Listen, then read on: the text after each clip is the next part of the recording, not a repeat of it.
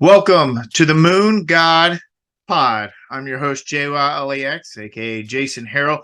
With me always is my big man on the bottom, JwowLax, and today we have a special guest, Freddy Numbers. We're going to get into what makes the man, the myth, the legend out of New Jersey tick, and obviously he is a moon god. He has been around for a long time in this space, which despite it being Web3 is relatively new. I guess if you've been around for more than 2 years, you're like a true OG. Freddy Numbers, how did you get the name Freddy Numbers? How did you come up with that? And are you a true OG?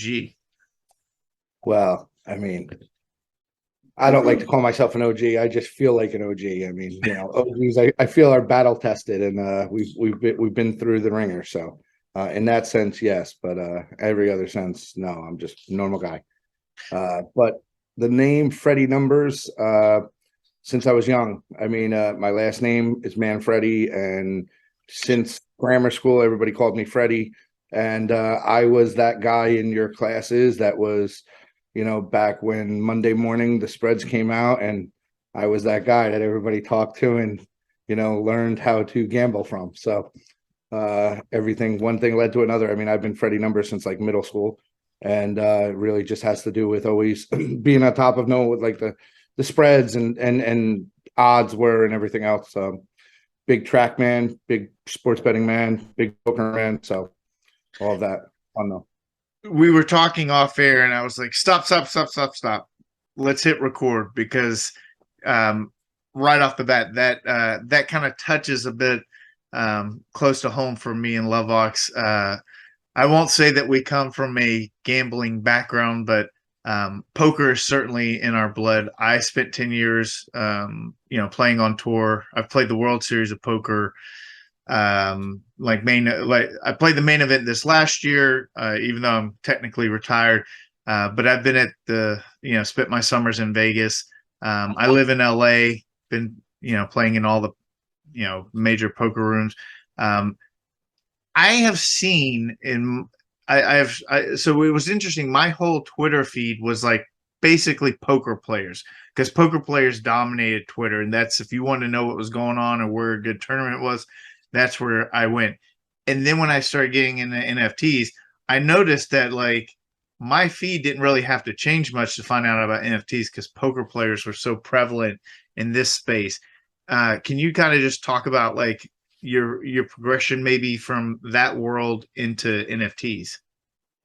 Well, I mean, I think a lot of that comes from, people all day, all night, sitting around a poker table and communicating, so, when you spend that much time, spend that much time at a poker table, it's hard to do much else. A lot of people might be going to school or whatever else, but you can't really balance a full career, if you're really into it, so when I ran the poker room, there was a lot of, fully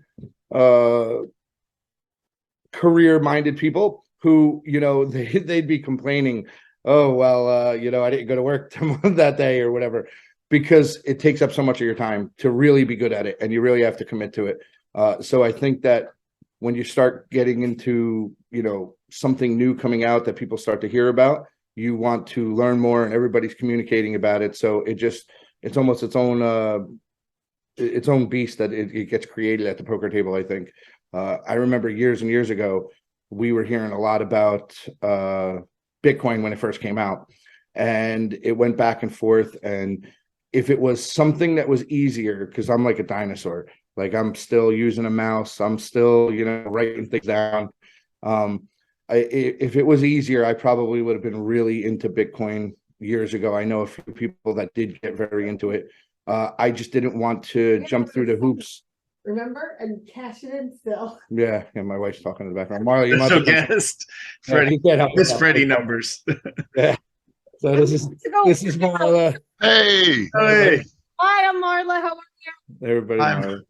two moon gods for the price of one on today's episode. Yeah, Yes, she yes, can't help yes. herself. Yes, I'm surprised. my two brothers are moon gods too. I'm surprised they didn't pop in. You know, they'll Yeah. be showing up at my house. But I'm gonna go run the background. You're probably going to hear the treadmill in the back, but I'm here. that's fine. It's a family affair. Thank you, Mom. Freddie, that's awesome. It's the way you found cryptocurrency is interesting because I kind of found it the same way. So I went to play. I had a work trip in San Diego, and I drove out to a poker room in I forget what the name of the poker room was, but I sit down, and I was playing bigger at the time. I sat down at a 5-10 table, and two gentlemen I was playing against. One guy had like 10 grand in front of him, another guy had 8 grand, and they could care less about the poker game. All they were talking about was this Bitcoin and this Ethereum, and that's all they would talk about the whole time. I think at the time, Bitcoin was like $1,000 and Ethereum was like $75, and that's all they talked about the entire time. So as soon as I got home, I was like, you know what? Let me figure out what this is. And I did my research, and that's kind of how I found my interest into cryptocurrency. I guess my question to you, and number one, welcome. Thank you for joining us. This really, really, really appreciate your time.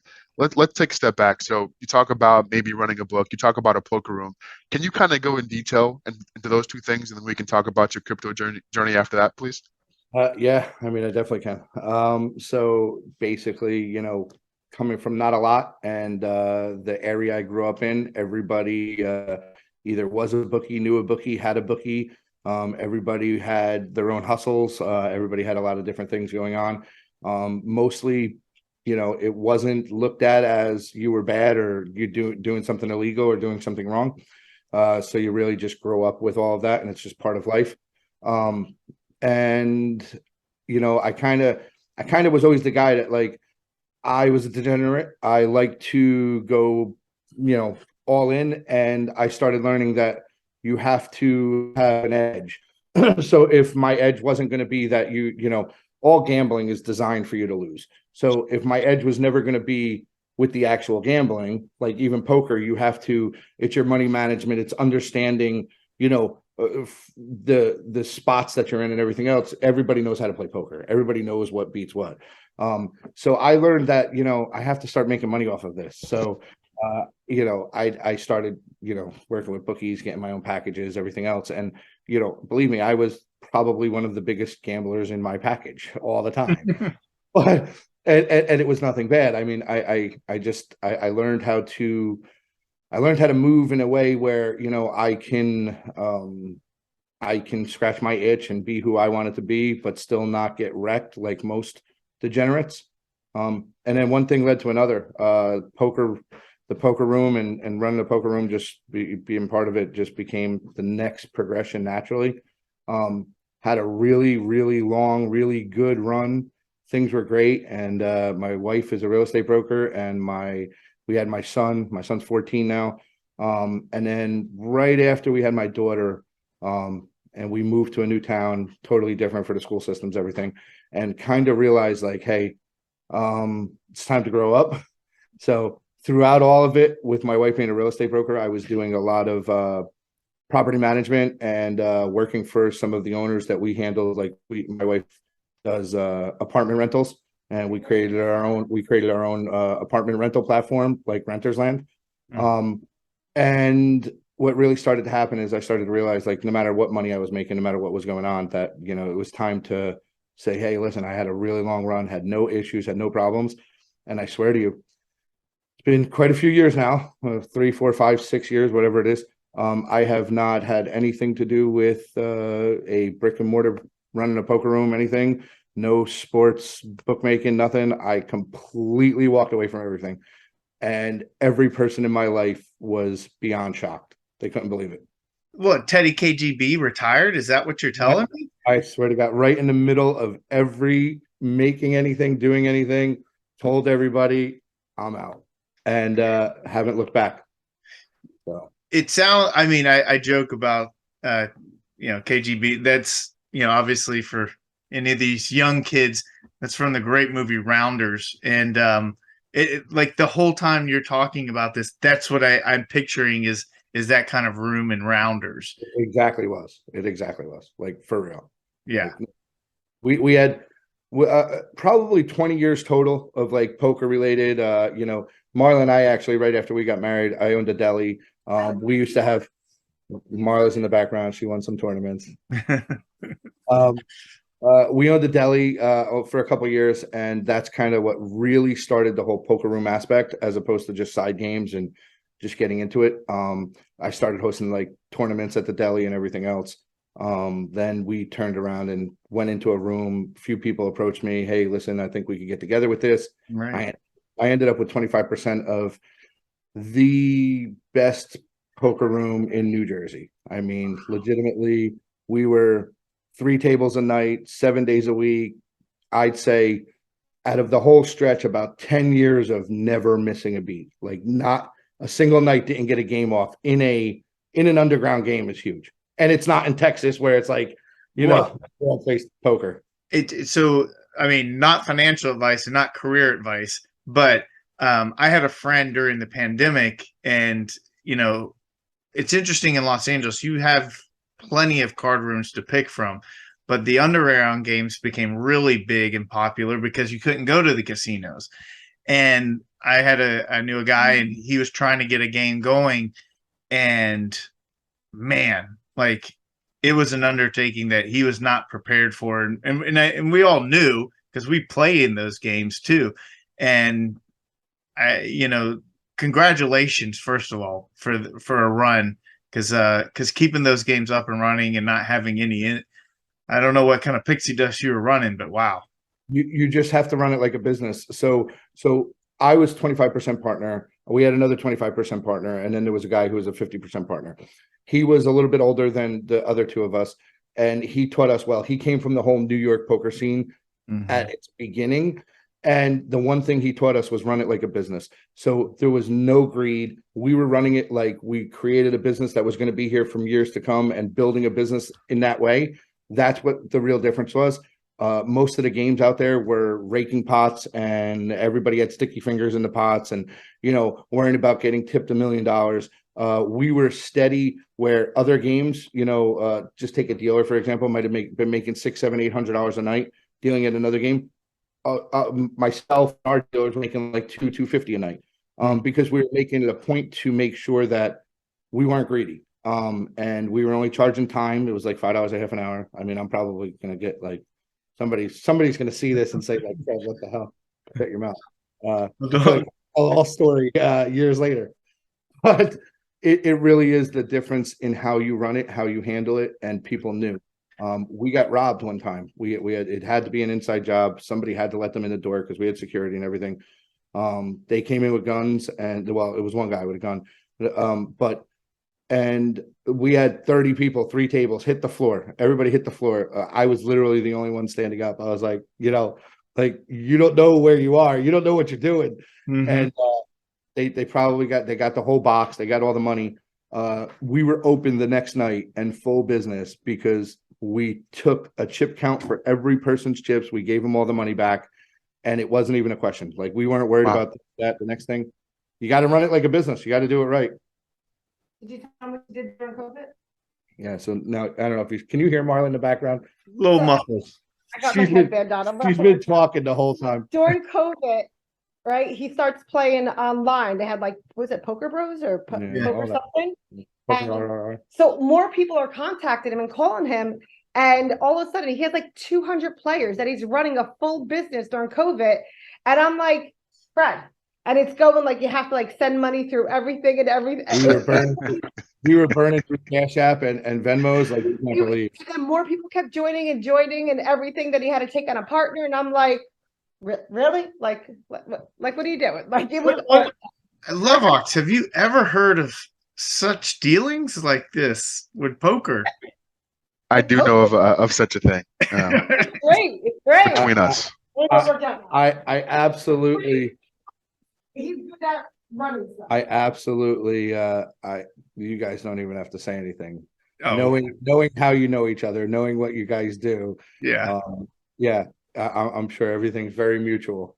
This guy's sitting there calling me up, and he's like, have you ever heard of where you play like Omaha with 5 cards? And it's like, oh, Big O. And it's like, I was like, you're not playing that, right? He's like, well, I was like, stay away. PLO is my game of choice. PLO, I am actually top notch. hold them. Hold them. I mean, I could play as good as the next person, but it's a little to play it right. It's boring, and I want a little more action. You and Lovox. I'm the biggest nit, and that's how I made my career. And it takes that though. It takes that to be good. So yeah, I'm Knish.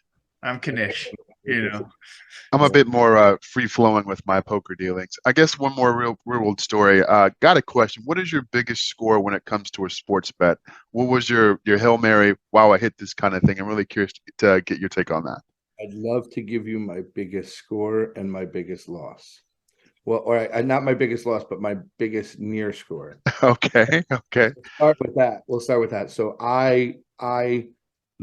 times are different, and I can't imagine what I'd be doing nowadays. But when you're younger and you have different things going on, and there's some good money. I've thrown around $20,000 bets like they're water. I absolutely I'd say I made about 60K on the Seahawks Super Bowl, and it was probably the least exciting money I've ever won in my life, because the game was over in like the first quarter, and there was no you made all this money and you're like this is like boring now. I couldn't believe it, and everybody was like, it's crazy. But there's a lot of days where I was down a lot, because back then when you have lines, I had 6 lines I could play on. And you're down a lot, so then you make some big scores, and all they're doing is getting you up a couple dollars. But I like to find Cinderellas, and you guys like from App State and all probably know. Remember when Butler missed that 3 against Duke? Of course, Gordon Hayward, of course, yes. That was some time ago, and that was about $250,000 out of my pocket. I had them like probably 3 months early, doing it all. It was a big play. Somebody I knew that started playing in the room. They went there, and one thing led to another. A lot of big Cinderella underdogs that I had long before the tournament came around. When Ohio lost to North Carolina, and they look like they can make a run. The Baylor teams with like Tweety Carter. There a lot of near misses. I'm a big college basketball fan. I like to take some futures early and take them big, and have a shot throughout the whole season. Did you not hedge the Butler? Yeah, that was my next question. No hedging. Oh, so I bring that. Remember when Auburn ran not when they won it all, but they got to the championship game and lost. I don't remember. It wasn't Cam Newton, but there was a year, and they were picked to be like dead last in the SEC that year. So there was this famous story that came out, and I didn't follow up to know exactly what happened to know it factually, but the guy put a huge future, for them to win it all, and come game night, like $100 bet was like paying like $250,000. And people don't realize it's not always that easy to hedge. So like I was saying, like it was for $250,000. Like Duke was a big favorite. So at that point, when you have $250,000, and don't get me wrong, like if I would have gotten back 50,000, it would have been worth its weight in gold, right? But I couldn't have gotten 100+ K on that game, right, and what you're risking to win. So it's not always that easy. When people say hedge, a lot of times I'm working the numbers and what's really worth it. I mean, this is a small bet, but just yesterday I had 4 players to score a touchdown, and I had Jonathan Taylor left, and my wife's trying to talk me into the buyout, and of course I didn't take it, and of course he didn't get the last touchdown, but the first 3 were in the early games, and you turn around and the numbers just don't make sense, right? So if they're giving you like a 30% buyout and he's minus 125, it makes no sense to take the buyout. You're going to lose. Your EV is definitely down. So right. I can't bring myself, even if it's covering yourself, I can't bring myself to give up that much money. And that's why it's all designed for you to lose, because no matter what the spot you're in, they create all of this. I don't care if it's how can a casino or anybody else make money off of all of this stuff? And I mean, grand money unless it's designed for you to lose. So people can win within it, and we could damn sure try and have a lot of fun. But so I want to kind of we literally could do a 2-hour podcast just on this, and I would be happy. But I want to bring it back to certainly Aku. But right before that, my last kind of connection with the poker, I have viewed Web3 as the party poker days. Like if you remember the moneymaker effect and then party poker, like I wish I had been in college like 4 years later than when I actually went to college, because I met when I started really playing all these young kids that were pros, and they cut their teeth in high school and college, like playing on party poker. It's like, God, if I had been a part of that, then I could have really excelled even further as a poker player. Like I was kind of behind the 8 ball. I feel like 2-3 years ago was like the start of like party poker, the moneymaker effect. Now it's kind of like, it almost feels like Black Friday when they pulled the plug, like in this bear market. Do you see a correlation with that? So I totally understand it. What really starts to happen is you have a lot of people who dive into a certain space, a certain thing. Same thing with like whether it was party poker or whatever. When there's people making money and they're having fun doing it, and the whole ecosystem just seems like it's on a high. Whenever it starts to take a dip, which everything is always gonna, a lot of people jump. People that were playing party poker and they were winning. They feel like it starts to go down, and they have like a couple weeks of losses. These people bail. There were the ones that were not like full gamblers and were actually slightly better at it were the ones that like stayed through. I spent in the poker room all the time. I mean, people would win a bunch of weeks in a row, and they would literally think they're the best poker players in the world, and you would think that they would be there every single night. Let them lose 2 or 3 days in a row, you don't see them for 2 months. And here they are. They said they would never, never not play, never anything, because they thought they were great. The mind just really, it's hard when it's green. You think it's going to stay green forever. When it starts going red, you think it's going to be red forever. And that's what this dip is all about. I really, really think that it was something where all of the people who were only in it for flipping or making money or thinking it's cool and fun and just trying it out, now it's so easy. I have a group of high school friends that give me a lot of crap. I mean, there's about 15 of us that are really close, and 0 of the other 14 are into NFTs or even, and this is me, who I'm all in, like my entire life is all in. And they bust my balls. They send me pictures of like triangles saying that like it's a pyramid scheme, and the whole nine. It's bad. They send me a lot of memes and a lot of stuff. It's bad. But it's all because they really see the ups and downs, and you have to, projects like Aku, you have to really understand what's going on behind the scenes, what's being built, how many people believe in this space, and how many people that are in this space really believe in it, and what we're all looking to do. When you traded baseball cards when you were younger, all your friends got together in the park after school, or Pokemon, depending on how old you are, or Magic the Gathering, whatever. You enjoyed trading, you enjoyed buying them and everything else. It was part of the camaraderie. It was part of everything. So if you're not gonna get that out of this space right now, while there's these ups and downs, until it becomes more steady or until it becomes more mainstream, you're probably gonna bail. And I don't blame anybody for bailing. And I'm happy, because anybody that bailed, when it starts becoming more mainstream, they're going to be the first people back in. So we're not going to lose any ground from it. It's all right. So assuming you have your magical future telling ball in front of you, I think we all agree that right now we are in the throes of a bear market. I guess my first question is, how long do you think we're going to stay in this bear market? And B, what would be a catalyst to kind of get things moving more in favor of the NFT space? So I actually, I'm not a doom and gloom guy. I am always, tomorrow's going to be a brighter day. I always feel that way. Don't get me wrong. In the moment, I could feel down, or I could feel bad, or I could, throw things across the room.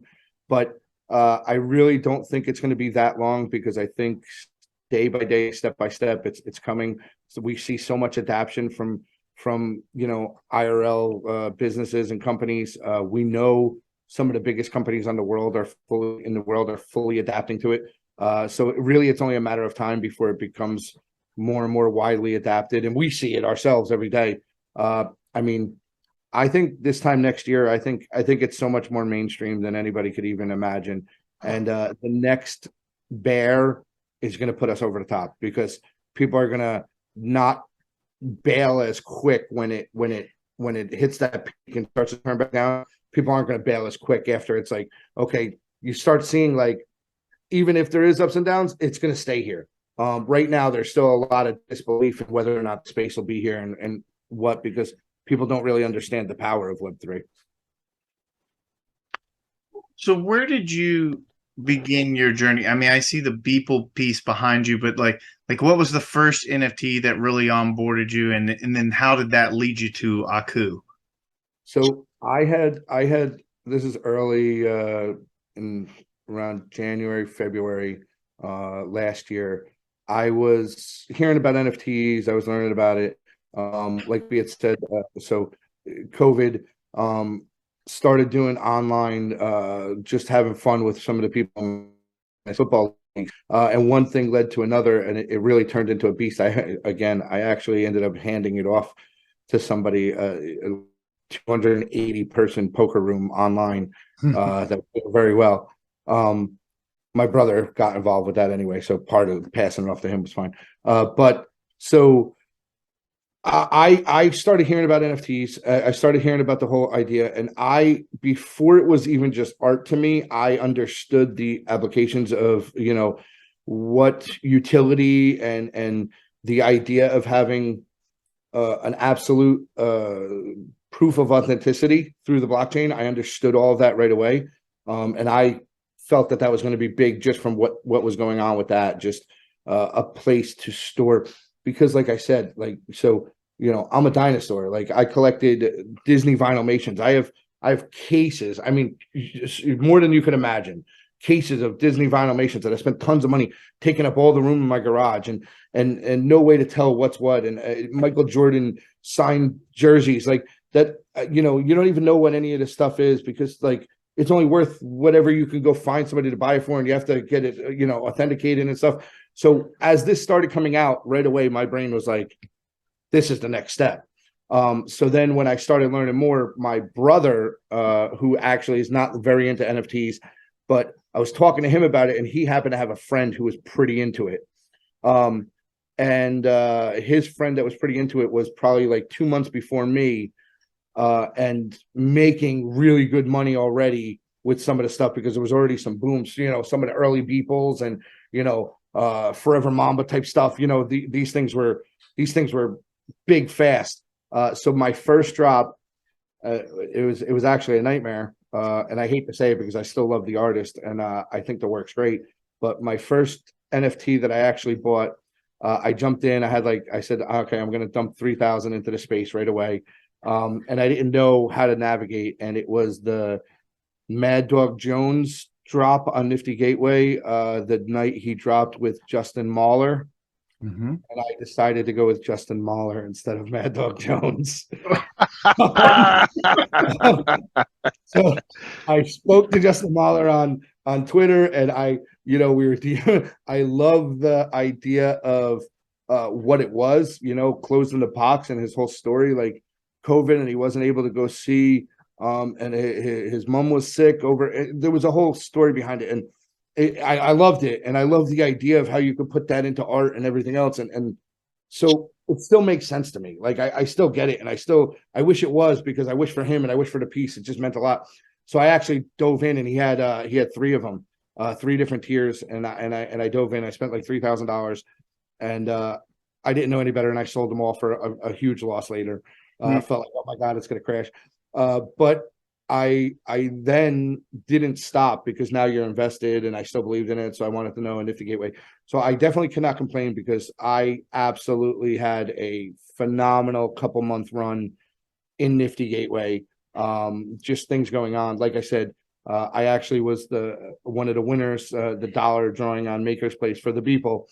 And then I got unlucky on Nifty Gateway. All my luck went to winning the Beeple. And, I actually, there was a very big OG in the space. I won't name his name, who we were chatting a lot. And he was talking stuff about people in the space. Because he's a really, really big whale. Like, I mean, a lot, and it's nobody that I communicate with now. So everybody knows, disclaimer. But one thing led to another. We were talking so much, and then he made a statement about people and the winners of like the makerspace drawing and everything else. He made a derogatory statement. So I just rebutted. I came back at him and I was like, you're calling it the wrong thing. Like, I'm one of the winners, and believe me when I tell you, I've probably put more money in the space than 60-70% of the people at that time, already, and will after. I said, and I won nothing. Like, so now I'm out there buying on secondary and still flipping and collecting. What really happened? I came in for the money. I mean, it's not even a question. I love the idea. I love the theory of it.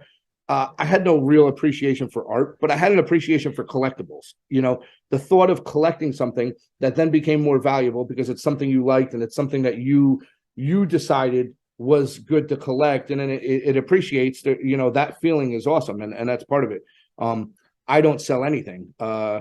All my Disney Vinylmations, I could have made a lot of money off them throughout the time when it was going, and then Disney flooded the market. I thought it was going to be the next big thing when the collectibles came out instead of the pins. But I don't sell much. I was flipping because I wasn't collecting them. You know what I mean? I was doing it for the money.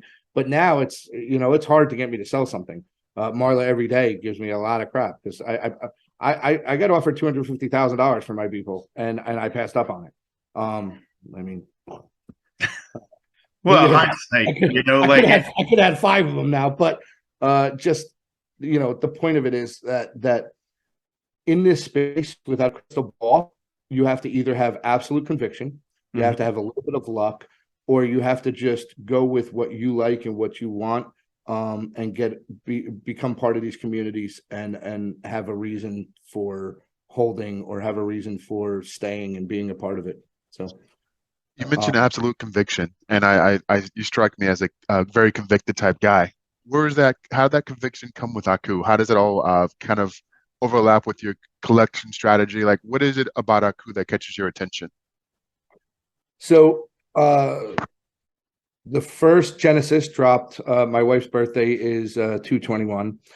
It was dropping on her birthday. It was a whole big thing. We were just, we were into the space, and we were, I'll tell you, I always say January, February. I don't even remember when it started. I could go back and see the date of that first drop, but I was starting to look at it before that first Justin Mahler drop. But I don't remember what it was like because, a day, 3 days when you're watching for what the next Nifty Gateway drop. I mean, 2:00 in the afternoon, I was like watching the computer for 6:30 drop already. So days felt like weeks felt like months. When you start and you get into a spot where you're collecting and you're going, Aku was coming out and Genesis was on my wife's birthday. So it was like, it resonated immediately and I know a lot of people say this is like really like, I think so many people I've heard their story when Aku was walking through that hallway and Micah's art was on the wall, and you realize that NFTs could create something like that. It could be like this artist has his pieces of artwork, but then you can, virtually put them on a wall and have them walk through and bring it all together. I immediately knew it was special, like absolutely no doubt about it. Got involved, and then when it transitioned to chapter 2, and he's riding that subway car, like one thing led to another, and I knew that it was going to be big. As you start, I was in the Discord early, I was part of it early. Back then I was still Freddy Numbers from New Jersey, so if somebody like made a wise comment, I was snapping back at them. I got into a lot of I wouldn't say bickering. It was decent. A couple guys in the Aku Discord early on when he dropped Aku's new friend, there was some bickering going on with people that missed it, people that weren't a part of it. And I was in there like, basically like, you're wrong, like stop, like, what are you doing? And went back and forth. But then it really went, instead of fighting, it went into constructive communication. And that's when I think it was really, I don't know for sure, but I think that Micah really realized like there's something special in this Discord. At the same time, all of us started to really realize it, that we could, most of these other Discords, it would have been FUD and it would have been horrible and it would have created such a bad stigma for the project. And instead, the first real adversity that was faced got met, got talked about, and almost literally like really rose above. So, by the time Aku's new friend came out after the beginning chapters, and that was already when, Micah was already letting everybody know like what some of the mechanics were going to be moving forward.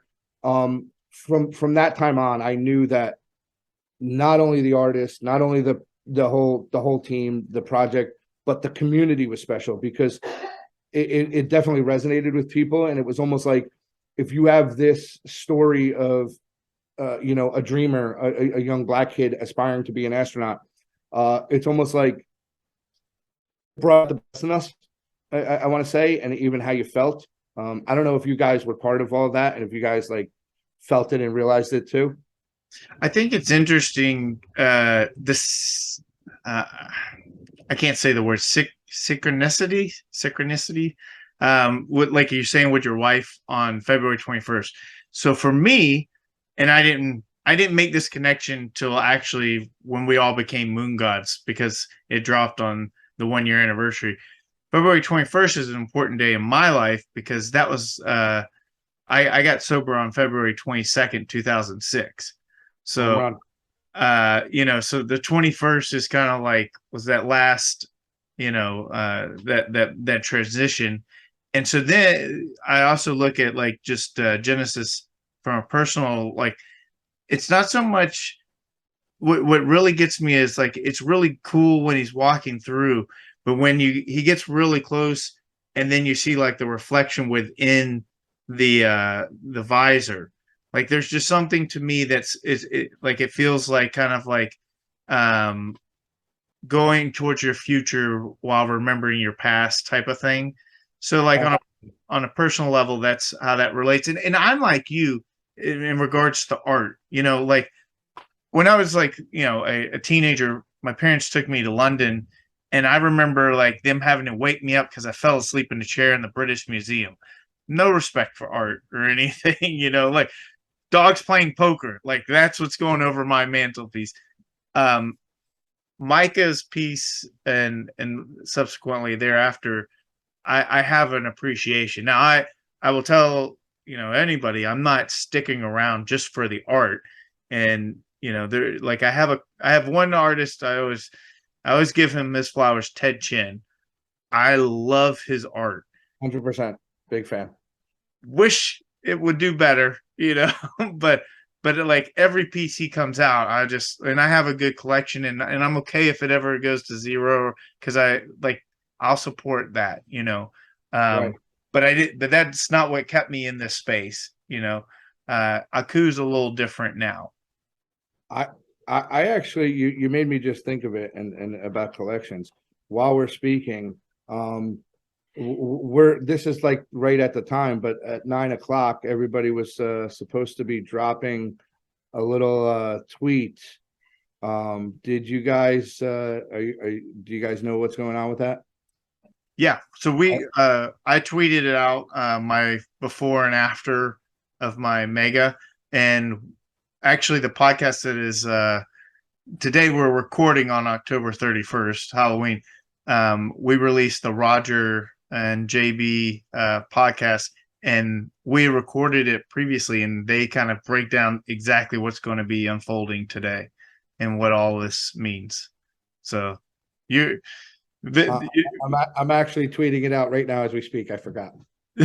Well, that I don't know how much you've seen, but Aku Cribs is going to be, is being announced. By the time this airs, people will kind of know. But what's really it's going to be pretty awesome what you should be able to see if you haven't seen it already. So I mean, it's So- just there's nothing like it. It's just top notch. so well, we've got a couple days before this will air, but I'll tell you, as great as that is, now imagine him running around. Home run, absolutely. Yeah. That was teased so long ago. Remember when you saw it in the visor? Yeah. So I mean, we knew this was all coming. But when it starts to get here and when you start to see it come together, when there's been months that you've known things are coming, it's even more surreal. Everything about it, I'm just excited. I'll be honest. Everybody wants, Moon and where it's come to. Don't get me wrong, man. If this was, a 5x, a 5e floor, I'll take it. But right now, I said this right after the drop and what a lot was going on one of the Twitter spaces. This type of project, I know it sucks because some of us want it and we got a taste of it, right? But having this attainable floor, really, this is a project that needs so many more people onboarded into it that this floor staying and there's big sweeps and then somebody keeps dropping the floor. I think it's so much better for the longevity of this project. And I know that's not like the popular opinion.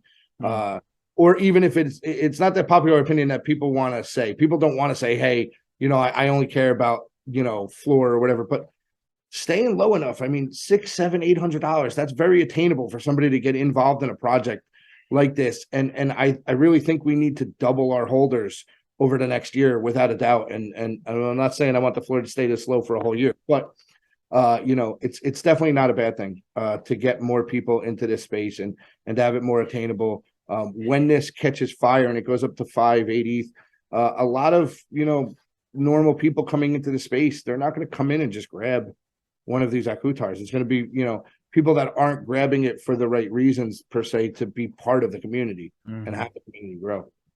Freddie, I really appreciate your commentary and how you think. I think our journey is very similar, and I think JWoww will agree as well. So I was myself I won't say I was a degen Nifty Gateway guy, but every day I was doing the same thing. Like, when's the drop, what time it is. But I think I was probably, so you could hit the one big time.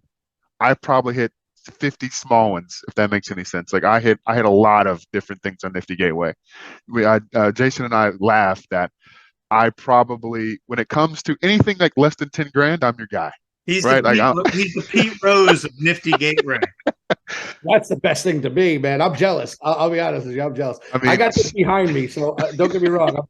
It's not a bad jealous, but I know it was. I watched it happen, and I was like, I was the one buying your 3x profits and trying to get 5x back. Yeah. No, I had a very good run when that was kind of the thing to do. I mean, but much like yourself, I probably still have 85% of everything that I won. So I do have a fairly substantial Nifty Gateway holding. I guess going forward, and now that we're seeing more of an animated Aku, where do you see things going in the future? Like, what do you see as a year and a half from now? Where is Aku in your mind? So we. A bunch of the parents, like my son's parents, my son's friends' parents, we went to RPM go-karts, indoor go-karts, and they had like a whole rig, a VR rig, whole like arcade section, and it was a whole VR rig with like they're fighting zombies or something, and all these kids are going nuts in there and everything else. And it wasn't that expensive, but it was decent, and 6-8 players could play at a time or whatever. I really, really, really picture myself, and I don't even know if they're going that way. Like, that's more of where it's at to me. So, yeah, movie, everything else. My mind I don't understand what it takes to create a movie or to create a show that's actually goes mainstream and actually becomes something, because there's so many people that try and do things that just, they don't hit that level. So when you don't hit that level, it's just forgotten about or it's just down. I know people that wrote books that I thought were the best books in the world, children's books, whatever, and just went nowhere, But so something like that, where like you can create a VR submersive, like we're walking around with our Akutars in a land like that, and it's like almost like a game where so you can see it set up, whether it's at amusement parks, whether it's at arcades, whether it's at any venues. I personally, if it was me, that would be the avenue I would be going, just because I saw it. It just clicked at the moment. And that's something that I can understand scalability for. You know what I mean? Not that they're not right or anything else they do, but my brain just doesn't. I've never been a part of that world, so I can't understand scaling, to a movie, to a show, any of this stuff. What they're doing with, all these brands and IRL, even that, like, I mean, if I was Micah, there would be smoke coming out of my ears. Like, I need to have a plan. I need to be able to see what's on the other side of that mountain, or at least really know what's on the other side of the mountain, even if I don't see it. I feel like there's 50 mountains and Mike is just running. He doesn't need to know. And he's doing so many great things, with these brands, and running one way, running another way, but that's all going to come together at some point. And when that comes together, we're all going to be like, oh, wow, man, he saw it and he brought us here. So it's awesome. Well, Freddie, we're running out of time. Real life beckons, unfortunately. So I think it's safe to say that. Let me tell one more little story, because this is a story I want to get out. And Black Sheep and I talk a lot, right? Black Sheep Rule is awesome, dude. Absolutely love him and his wife. It's a lot of the same for us. We get along well because the wives are both drive the ship just as much, even though we're the front voices more. But and he didn't mention it, and I'm surprised because it says a lot. Just before the drop, right after the 10 chapters were out and the Moon God sets were coming, and we were getting the mega OGs and the passes were coming out, I was in negotiations with Black Sheep to trade my Beeple for 2 full Moon God sets. Oh, wow. It really says a lot. He had a bunch of sets. It started out at 3 sets, went down to 2. We were trying to work the numbers. He had an extra, so it was like 2 sets and a chapter 3. We went back and forth. Ultimately, he already had a Beeple, and his wife kind of said, like, we're happy with the 5 sets. Not that it was bad. And for a moment, I would have been the happiest man in the world, pre-drop and where it was going. Then there was also a point where he would have been the smartest man a couple weeks later.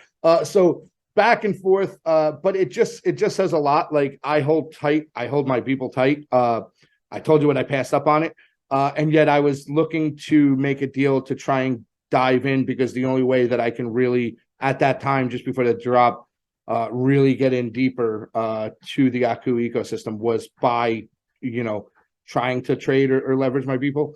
So it says a lot, and I'm surprised he didn't mention it, because it shows conviction on both sides. Like, I was really ready to give this up, and he wasn't willing to get rid of him. So That's awesome. Pretty good. I remember I had an ape and everything too. I sold my ape for a $50 loss. I mean, just a lot of mistakes. World of Woman. So that's even that qualifies as your rug story. Oh my! Even though I hold tight, I've sold a lot of stuff really early for one reason or another. Mostly when I'm selling something, it's to get into something else for whatever reason. You know what I mean? But there was the Beeple, when Makerspace first came out and the selects dropped, there was a big talk about a big deal, like a blockbuster deal, like 9 apes for the Beeple. It never went through either, but it showed conviction on both sides. And then apes, you know what they did. So when somebody's not willing to trade a project for a Beeple, that means it's going up. Yeah. JwowLax, last words. No, I think it's incredible, and I think Jason and I have been talking offline. We'd like to have you back as our first part 2. Everything about this interview has been extremely interesting, and definitely some more points I'd like to, pick your brain on and just conversate back and forth. So again, thank you for your time, but definitely see a part 2 in the very near future. Absolutely, man. I'm thrilled to be here, and I could talk all day. So, all right, you don't get off the hook. You're not off the hook just yet. So you get our final 2 questions, my off the wall question, and then we'll get to the last question. So first, I want to know, if you have to watch a sports movie, what is your number 1 go-to sports movie? I was going to say poker, but most poker movies suck except for Rounders. So Molly's game is awesome. But like like Runner was garbage. Like they don't do a good job. Yeah, the poker's not real. But yeah. So number one sports movie for. Okay, so I mean it could go both ways. One desert island sports movie. Okay, I'm gonna have to go with Rudy. Yeah, I can't. Gotta go with Rudy. Rudy's amazing. That's a fantastic call. Can't argue that. Yeah, it's just, I mean, it gets you every time. When he runs out onto that field, and then everything about it, just coming together. My big thing that I like when his friend is in the stands with the girl, like there's just so much about it that people don't realize. Jon Favreau. Oh yeah, that's right. I didn't even realize that's him. Holy crap! And Vince Vaughn was the third string, like All-American that washed out and got the touchdown to get on there. So many like cool. Yeah, realize absolutely. That's great. So that's my pick, Rudy. For Love sure. Hawks, quick. I'm good. Yeah. Wow. Yeah. What? That's so weak. I know. I'm going Varsity Blues. Home run. Oh wait, blue chips. Ah, okay, yeah, blue chips. Come on, right. Penny Hardaway and Shaq. Come on. Hey, Bobby Hurley was in that movie too. That's reaching deep. That's my Duke blood. So when you were talking Butler, I was like, that was the greatest championship game that never happened. Because I would have never. We have Duke, Kentucky. I'm glad that no one were. It's like, oh yeah, Butler almost won. Yes. Right. Yeah, almost. Yeah. Thanks. Gonna get you on this. We always ask, who would you like to see next on the podcast? Like your recommendation, but the caveat is you have to be able to help us get them. Okay, so I am gonna go. Let me think real quick. I'd like to go a non-mainstream. I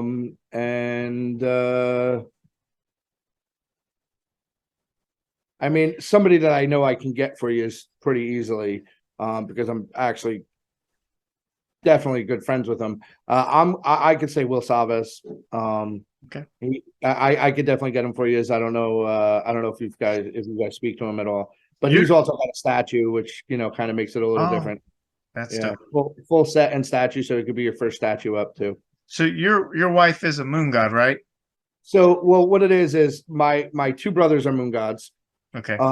We have 3 sets between all 3 of us, but my one brother wants nothing to do with online anything. So she gets to. So it's all in her wallet and everything else. She handles it all for him. But she also holds it over our heads too. So. All right. I was worried. I was like, if she's a true moon god and you don't nominate her, you might be Yeah. So it's the 3 sets, and my wife Marla handles everything for my one brother. So perfect. That's all. Well, guys. Oh, go ahead, Freddie. No, I said, and honestly, you guys are in good shape because there's so many interesting people in this space and in this moon god community. It's crazy.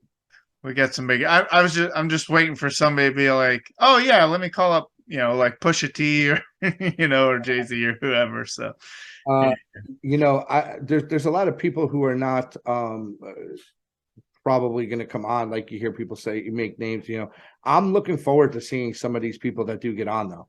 Mm-hmm. I do think like Pusha and Upscale, these guys are going to end up getting on at some point. Yeah, so it's going to be exciting. I'd love to have them. Yeah, and at the end of the day, for us, it's I wanted to get to know you and the community personally, but also be able to share it. So, it's kind of like I'm just letting people in on my conversation with you, and that's the beautiful thing about Aku, It comes across too, everybody that you've had on so far, I'm watching and listening. It means a lot, everybody. I've been a part of watching some of these journeys and understanding where everybody came from, and I've had good conversations with all of these, collectors and people alike. So I love hearing it come out and from a different way, and something you didn't know about somebody that you learn another something. It's awesome. I love it. That's great. Well, guys, that's gonna wrap it for this episode with Freddy Numbers. For Lovox, JwowLax. Can't thank you enough, Freddy, for being on here. Definitely going to have you on for a part 2. You'll probably be one of our very first repeat offenders. And, you know, from poker to Aku to just your life, it's been great. And, you know, 45 minutes to an hour, not even close to, you know, breaking this iceberg. So we're going to cover that again soon. Don't forget, like, comment, subscribe, share, retweet, all that stuff. You know, we're trying to spread the word of Aku and profile these amazing, you know, members. You know, some of us, like Freddy, make it a family thing, but the reality is we're all family, and this is a group that's really trying to do some big things and truly push Micah's vision and change the world. So if you can help us, we'll keep providing the content. And we'll be here every Monday and Thursday, dropping you a new episode of To the Moon God Pod. We will see you next time.